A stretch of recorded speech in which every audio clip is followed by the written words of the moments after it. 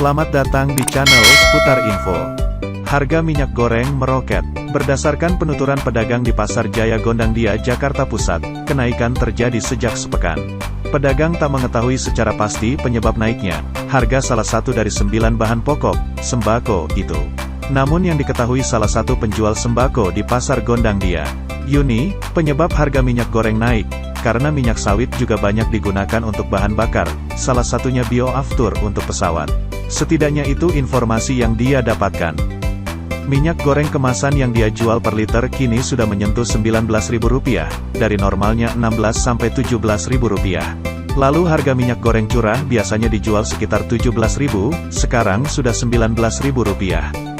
Pedagang sembako lainnya, Siti sama sekali tidak tahu penyebab harga minyak goreng bisa meroket. Yang pasti, kenaikan harga sudah terjadi dari pemasok atau agen.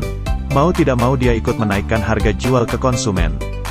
Dia menjelaskan harga minyak goreng naik sudah seminggu lebih. Harga minyak goreng kemasan yang dia jual per liter sudah menyentuh 18 ribuan, dari normalnya Rp13–Rp14.000.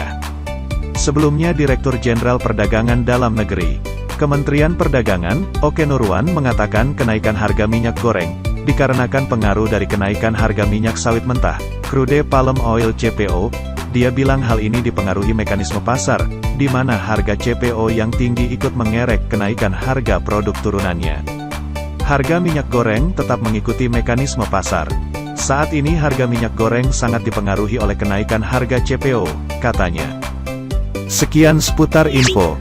Jangan lupa subscribe, like and share. Terima kasih.